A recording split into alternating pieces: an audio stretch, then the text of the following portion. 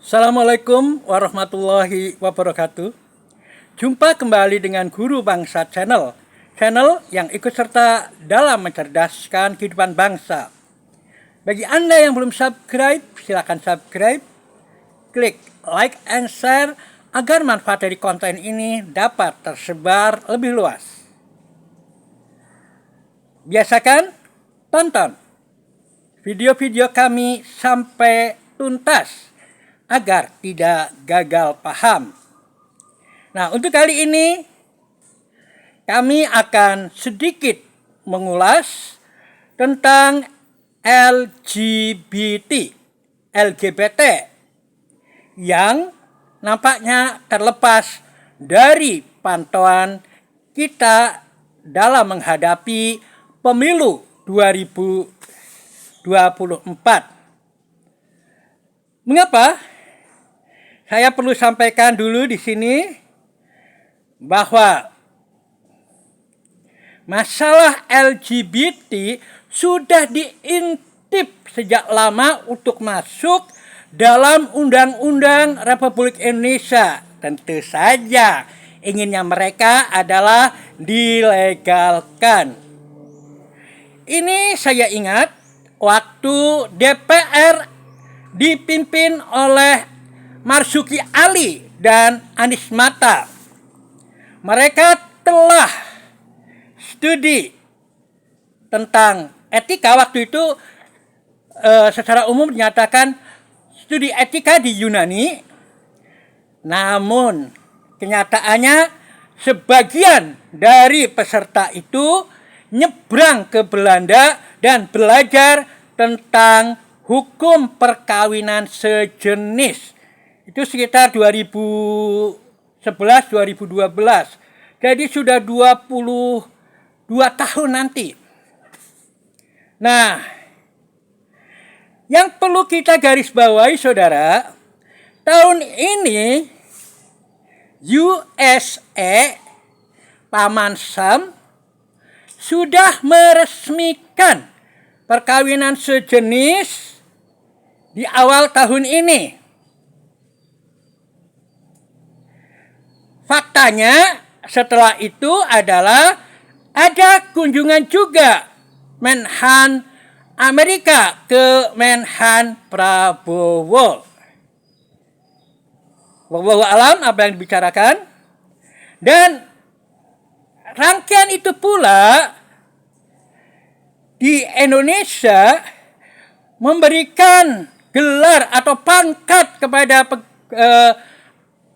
warga negara sipil yang tentu saja dianggap berjasa, dan kebetulan yang mendapat adalah Deddy Corbuzier. Deddy Corbuzier pegiat podcast yang memberi panggung pada kaum LGBT. Itu tidak bisa ditutupi ya. Satu-satunya mungkin yang berani memberi panggung pada kaum LGBT adalah Deddy Corbuzier.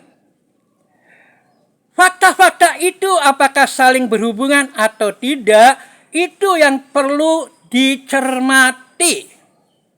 Saya tidak mengatakan itu berhubungan, tapi perlu dicermati sebab apa yang telah terjadi di Amerika Serikat biasanya ditularkan ke Indonesia dengan berbagai variasi tekanannya. Dan kita melihat memang Menhan Indonesia saat ini Prabowo juga adalah capres. Dan tidak kebetulan menurut saya, satu-satunya anak Prabowo kita kenal sebagai penggerak LGBT. Nah, ini yang harus kita waspadai. Saya tidak mengatakan bahwa itu akan ditularkan ke Indonesia tapi dari ungkapan-ungkapan yang beredar itu seperti itu. Jadi saya ingin mengangkat LGBT ini jangan terlalu fokus ke capres. Nah, kita terjebak terfokus ke capres ternyata kita tidak fokus memilah-milah caleg ya, bukan presiden, caleg kita itu ternyata banyak yang lolos, mungkin dari aktivis LGBT. Dan tentu saja itu adalah satu jalan yang menyenangkan bagi mereka, karena dengan kuatnya mereka di Senayan, tentu saja berbagai hal terkait dengan undang-undang LGBT bisa digolkan. Cita-cita mereka yang sudah puluhan tahun belajar itu bisa digolkan, apalagi dengan tekanan mungkin USA. Nah, ini yang perlu saya sampaikan pada hadirin semua.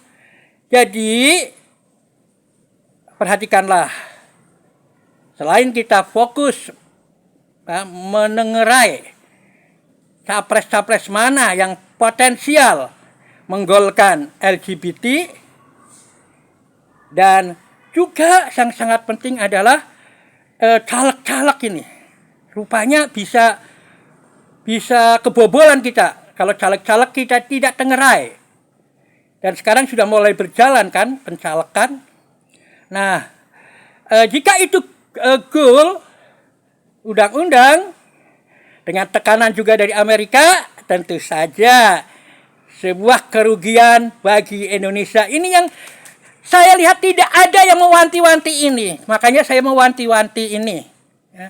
Saya mewanti-wanti, please jangan juga hanya fokus ke capres. Capres kita bisa lihat mana yang kemungkinan pro LGBT, mana yang tidak kita bisa lihat. Dan caleg, nah ini yang jumlahnya banyak ini. Nah ini juga perlu kita tengerai, karena itu bisa menjadi jalan bagi peresmian atau legalitas undang-undang perkawinan sejenis di Indonesia yang sudah diupayakan sejak lama. Ini yang perlu saya sampaikan di sini. Tolong semua anggota masyarakat yang berketuhanan yang Maha Esa, ya saya yakin umat ya bangsa Indonesia yang berketuhanan yang Maha Esa tentu saja berpegang pada aturan ilahiyah, aturan Tuhan terkait dengan masalah ini. Dan agama-agama besar di Indonesia dominasinya adalah menolak hubungan sejenis itu, perkawinan sejenis itu.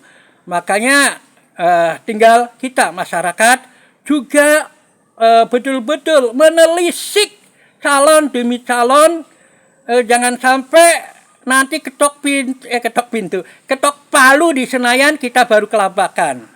Ya, seperti saya katakan ya dulu lewat juga lewat YouTube ya, bahwa jangan sampai itu undang-undang yang namanya Omnibus Law itu bisa dan ternyatanya dengan segenap kemampuan Airlangga CS bisa mengetok palu di Senayan. Tapi saya juga sudah wanti-wanti, bikinlah blacklist bagi mereka yang sudah betul-betul berjuang, para pejuang Omnibus Law, untuk di blacklist, jangan sampai dipilih dalam kepemimpinan nasional. Karena rakyat kita sangat membutuhkan perlindungan pekerjaan melalui undang-undang tenaga kerjanya. Itu mudah-mudahan bermanfaat. Dan untuk lengkapnya terkait dengan masalah LGBT ini, sebentar lagi saya akan syuting di channel lain, di Pondok Pesantren Budi Mulia. Saya akan bicara masalah LGBT, dan silahkan Anda ikuti saja serial kami di Pondok Pesantren Budi Mulia Channel. Mudah-mudahan ada manfaatnya. Billahi taufiq wal hidayah. Assalamualaikum warahmatullahi wabarakatuh.